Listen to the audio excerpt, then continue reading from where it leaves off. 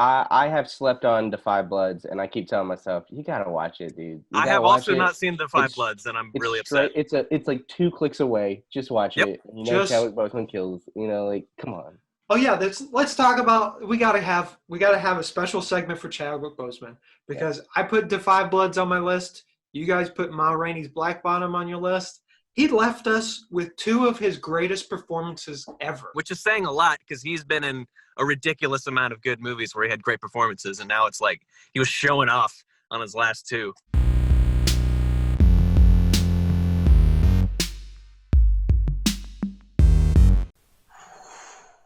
Thank God. The pain and agony of watching Artemis Fowl is over, and now I've watched a good movie. The Five Bloods, the latest Spike Lee joint. Let's get in and review it. The Five Bloods, Spike Lee's follow-up to Black Klansman. If you don't know the story, it's about 4 Vietnam veterans that are going back to find some gold, but also to find the dog tags of their fallen soldier, Stormin' Norman, who's played by Chadwick Boseman. And, that's the setup, Treasure of the Sierra Madre style setup. But this movie is so much more than that. And it's like, it's insane how it's the right movie to come out at the right time, at the right moment.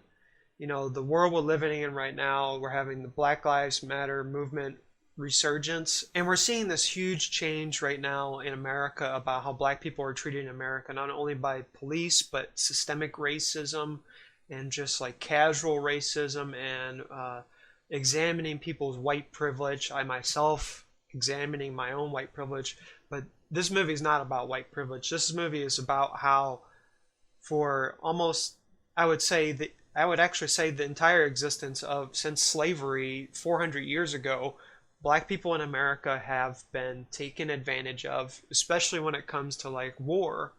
And in the Vietnam War, it's explained in this movie that, at the time, America, 11% of the population was black people, but yet in the war, it was like 30 something percent of the soldiers were black. And, that's a very disproportionate thing. It's like, same thing with COVID is like, disproportionately black people are being impacted by COVID more than white people. And so you see these problems and they're not being taken care of. And so this movie, The Five Bloods, not only goes into the pain and agony of being like a Vietnam veteran, a lot of them deal with PTSD or they've had relationships while they were there and they have long lost children they don't know about, but also just the pain of like being black in America and going to war is just like it's just like stacking one pain on top of another pain. And I think Spike Lee, he's known for doing these films where he examines race relations in America, he examines the politics of everything, and this movie is just wonderful. It's not as I wouldn't say as polished as Black Klansman, but I think it's the right movie that America needs to see right now. And one of the characters is played by Delroy Lindo. Paul, he's a Trump supporter, and Spike Lee hates Donald Trump. That's clear and open. We all know that. But what Spike Lee likes to do in his movies, he likes to examine like these people that he doesn't agree with, and he tries to find not the humanity in them, but find like where the problem is, what led to that moment for them, like what's the inciting incident that makes Spike Lee not like this person. And so we go back, and this Paul character, even though he's not the main character, he's sort of the focal point of the movie. And y'all, Delroy Lindo, he crushed it. I know they delayed the Oscars, but they have to give Delroy Lindo an Oscar nomination for this. He is just the best in this movie. He explains the pain of not only being a Vietnam veteran, but he explains the pain of being a black man in America, raising up a child by himself after his wife died in childbirth.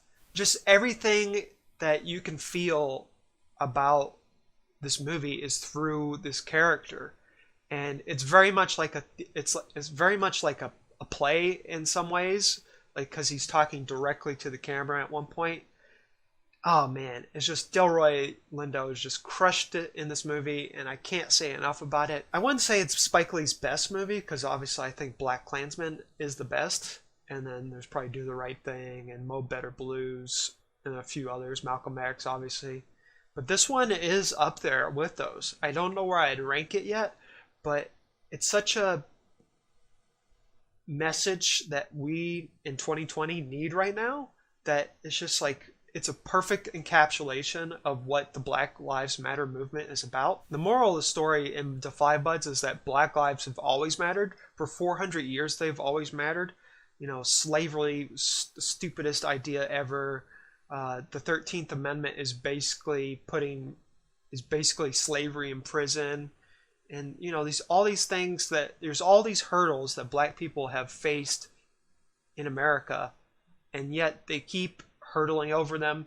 They keep moving on, and it's just the performances in this movie, they're just all great. And you know, I can't say enough good things about it because it's just good.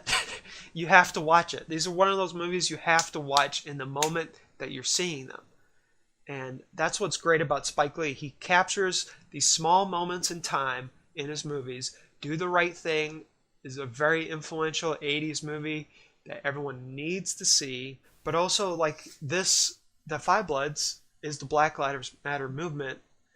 It's just going to help it. It's just going to further help people understand and hopefully sympathize. And hopefully people that are like, all lives matter, will understand, like, when people say Black Lives Matter, they're not saying that all lives don't matter. They're just saying right now we need to establish that Black lives matter as much as white lives. And we need to respect that, and we need to find ways to make sure our laws represent that, and also our police force and everything.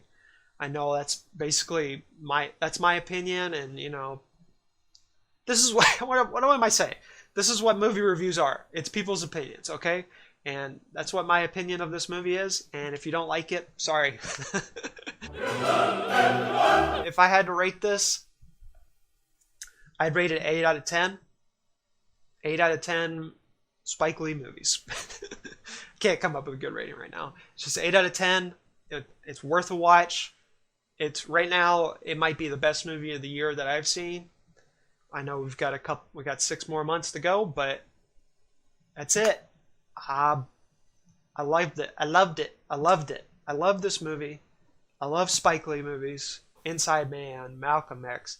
I could just list them all. I could list all his movies, and they would be good in my opinion. I've not seen all his movies, but here we go. And now I'm just rambling. I'm pulling the book out of JD's book. I just started rambling, and I can't stop. So this video is just going to end. Well, I just watched the best movie of the year. Ma Rainey's Black Bottom, which is very fun to say, is based off of a play from the 80s by August Wilson, which I've never heard of. And about 15 minutes through this movie, you will realize, oh, this is a play. That is not a bad thing. Directed by George C. Wolfe, who is a theater director. He has a few romantic comedies under his belt. This is Chadwick's last movie, and my goodness, this guy he didn't even reach his peak yet, because this is the best performance by far that he has had, which is saying a lot. He is so good in this movie. He will make you cry multiple times. Viola Davis is Ma Rainey, who is a real-life mother of the blues. She was a fantastic singer in the 1920s. So this premise is very simple. They go into a studio, and they talk, and they try to record the song Black Bottom. That's it. This is a very simple movie. Chadwick is the trumpet player. He, as we find out in the opening shot, or the opening sequence tells you everything you need to know without saying any words other than the song lyrics. Chadwick is the trumpet player, and he clearly wants to do more. Davis she's in her prime right now. She knows what she's good at. She knows people are going to try to take advantage of her. They go to Chicago to start recording. They're very popular in the South with like kind of like the old vaudeville tours. And so this is their big chance to record, to send their sound to the North. Everything about this movie is perfect. The script is outstanding. I am a sucker for scripts that kind of show off. That's why I like Aaron Sorkin so much. Like everyone speaks eloquently and like wax poetics about everything. Every single actor has a great monologue. Every single person has something to say. There's not a single scene that is wasted. Everything has a reason. Like there's a metaphor about this door in the back that they can't get in. That's so good. The script is so good. The acting is so good. Chadwick will get nominated, probably win. This is one of those movies where it's Oscar bait, but it's very, very, very good Oscar bait. Like this has all the ingredients in an Oscar bait stew. It's got all the big name actors. It's based off of a play that's already pretty successful. It's got really cool costumes from the 1920s. It's got great direction. The music's great. There's a lot to love in this movie. I cannot think of a single complaint from this movie other than it was too short. This movie's like it. Look it up. This movie's 94 minutes long, and like the credits are 5 minutes of that. So it's an hour and a half. Like I wanted more of this movie, which I don't say that often. The ending is such a I don't want to spoil it. Again, it's just it punches you in the gut, but it's so powerful and like you go, "Oh, ow." That punch in the gut. Like I am still thinking about this movie, and it's been, I don't know, 24 hours. Even though I started the video saying I just watched it, guess what? We're liars. I don't want to compare this movie to other movies, but I can compare it to feelings, and the feeling I had after watching Parasite last year is very similar to how I feel after watching Ma Rainey's Black Bottom. You just keep thinking about it. And the more you think about it, the more little details you find in certain scenes and like little lines that some of the actors will say. It's just great. A big theme in this movie is dealing with racial tensions in the 1920s. You got the white people who are in charge and the black people who are the artists who know exactly what they want to do, but they can't push through that ceiling, which I just made the connection in my head right now. The players are in a basement, they're below, and then the recording is upstairs. There's just little things like that. I literally just thought of that. Like, that's so good. This movie is a 10 out of 10 for me. I don't think I've ever given a 10. Maybe Parasite, but I don't think I had a technical review for that. Bless you, Lee. My dog just sneezed. You will not regret it. You're going to see this movie at the Oscars headlines, wins everything, or at least nominated for everything, because it deserves it. It's great. I'm done. I got to stop talking because my dog is freaking out that I keep gushing about this movie. Just watch it. You don't get 17 bridges, you get 21 bridges. See where I'm going with this? Probably don't, because you don't know what I'm talking about. I'm back for another review of another movie that is mediocre, and it's 21 Bridges, starring Chadwick Boseman, J.K. Simmons, Taylor Kitsch, Sienna Miller, and a bunch of other people. You know, it was originally titled 17 Bridges. That was what the script was called. And then somewhere along the way, someone figured out, hey, there's more than that in Manhattan. There's at least 21. So we got to rewrite. Someone just literally went through, replaced 17 with 21. Anytime I said 21 Bridges. Basically, the plot is Chadwick Boseman's character, Andre, his dad was killed by some cop killers. And so it starts off with the funeral, but then he grows up to become a police detective himself. And so what happens is thieves go into this wine cellar and try to take 30 kilos worth of cocaine. But when they open it up, there's 300 kilos of cocaine. And then the cops show up without anybody even being alerted. So there's something going on. And so the whole movie is Chadwick Boseman and Sienna Miller chasing down these guys while trying to figure out why they stole it, why there's so much cocaine in this place, and that's it. I mean, if you've seen any cop drama, you've seen this movie. But where this movie gets different is it tries to give it like a 70s style vibe. So it's got an amazing soundtrack, 70s style soundtrack. If you've seen Taxi Driver and how that the mood of the movie is based upon the music of that movie, that's similar here. But the only issue is the movie looks too pretty for the music that it has and for the plot that it has. If you remember the movie The Town with Ben Affleck, it's a really grimy movie because it's a grimy subject. You don't need Roger Deakins for a cop drama about cop killers and crooked cops.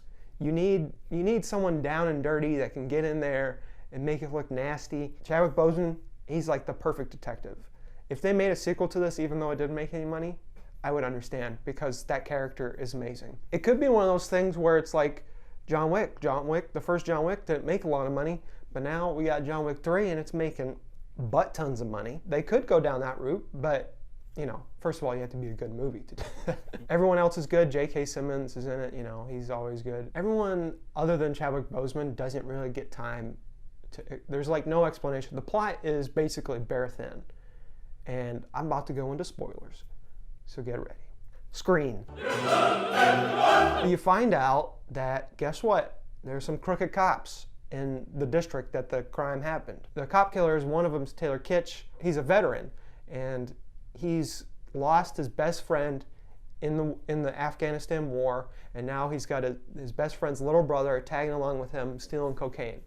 Doesn't really make it clear why the little brother's hanging around. They're just like, yeah, he got dishonorably discharged and now he's just in a life of crime. Taylor Kitsch ends up getting killed super early in the movie, about halfway through the movie, and then the other guy ends up getting killed later, and there's these USB drives, and they're figuring out like, oh, it's got the whole payroll for the crooked cops and J.K. Simmons and stuff. If you see him and you don't see anybody else that's played bad guys before, usually he's the bad guy, or he's J. Jonah Jameson. I will say the end of the movie is really intense, not because like it's not out of left field, but because of the way it's shot.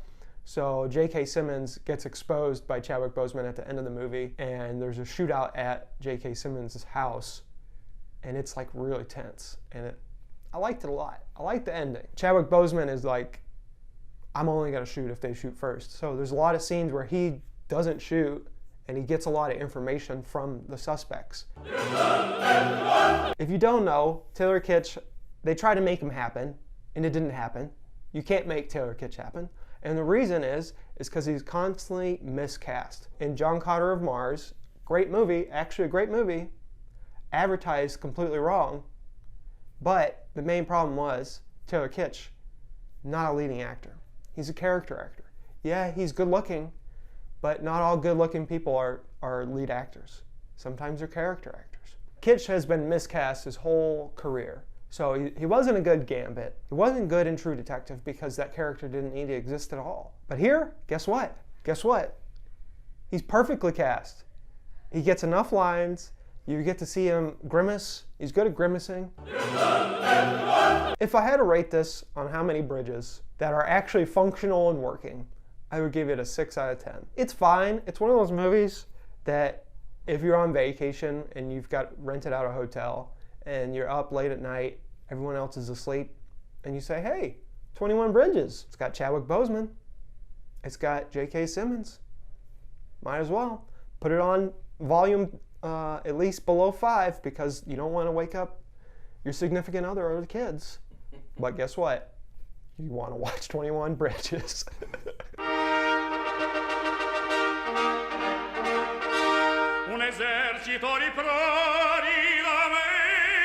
Screen.